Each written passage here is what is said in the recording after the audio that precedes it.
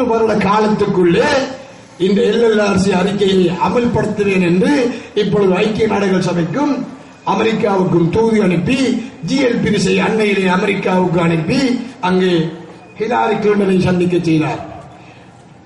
கற்றுக்கொண்ட பாடங்கள் அல்ல ஆணைக்குழுவை அமல்படுத்த மாட்டேன் என்று சொன்ன ஜனாதிபதி ஏற்கனவே தர்ஷ்மன் அறிக்கையை தனது காலத்துக்கு வரை இருந்த கத்தியை காப்பாற்றுவதற்காக கற்றுக்கொண்ட பாடங்கள் அல்ல ஆணைக்குழு என்கின்ற அந்த அறிக்கையை போட்ட ஜனாதிபதி அவரே போட்ட அறிக்கையை அமல்படுத்த மறுத்தார். சிங்கள பெருந்தேசியவாதம் அதற்கு கடுமையான எதிர்ப்பு கொடுத்தது.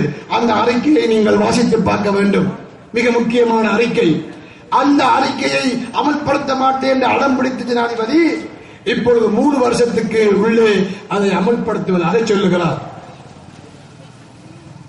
ஏன் அப்படி சொல்லுகிறார்? அவருக்கு ஏற்பட்ட நிர்பந்தம். அதை அமல்படுத்தாமல் தடுப்பதற்காகத்தான், அதில் அமல்படுத்த தேவையில்லை என்பதற்காகத்தான் இந்த ஏற்கனவே ஜெனீவாவிலே நடந்த அந்த பிரேரணையிலே தீர்மானிக்கப்பட்ட தீர்மானம் இலங்கையிலே எப்படி நடைமுறைப்படுத்தப்பட்டிருக்கிறதா என்பதை மீள் பரிசீலனை செய்வதற்கு அடுத்த ஜெனீவா மாநாடு விரைவிலே கூட இருக்கிறது.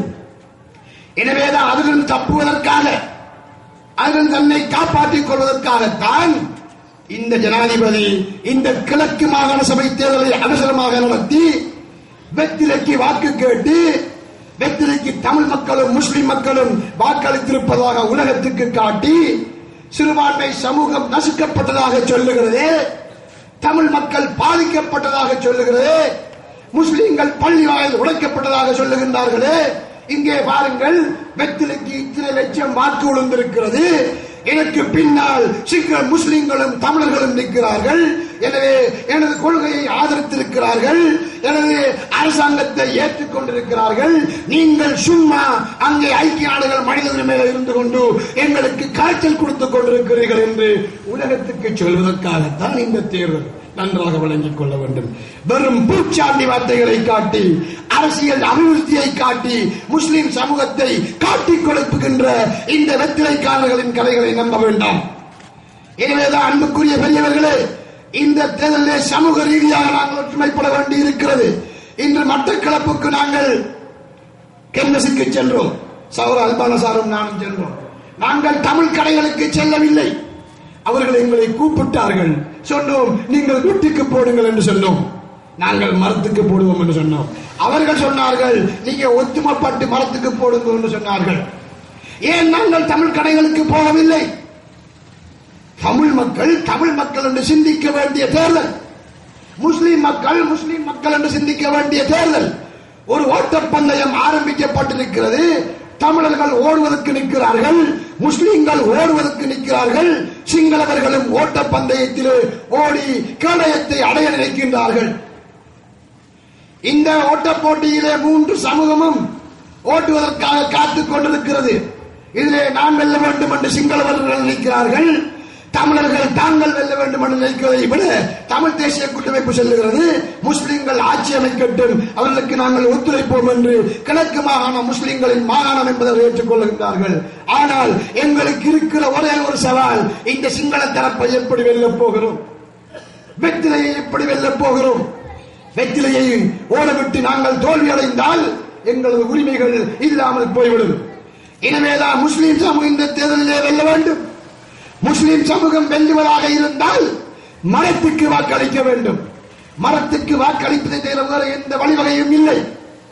எனவேதான் கிழக்கு மாகாண சபையிலே இந்த தேர்தலில் அடைகின்ற வெற்றி முஸ்லிம் சமூகத்துக்கு அந்தஸ்தை கொடுக்கும், முஸ்லிம் சமூகத்துக்கு பேரம் பேசுகின்ற ஆற்றலை கொடுக்கும், முஸ்லிம் சமூகம் விழுந்து போன கண்ணியத்தை கொடுக்கும். அதையும் பற்றி உங்களுக்கு சற்று சொல்லிக் கொள்ள விரும்புகிறேன். அன்பின் பெரியவர்களே, சகோதரர்களே, இந்த தேர்தலிலே உங்களுக்கு தெரியும், முஸ்லிம் சமூகத்துக்கு பேரம் பேசுகின்ற ஆற்றலை இப்பொழுது நாங்கள் இழந்திருக்கிறோம். இந்த நாட்டிலே முஸ்லிம்கள் ஆட்சியை அமைக்கின்ற தீர்மானிக்கின்ற சக்தியாக இருக்கவில்லையா?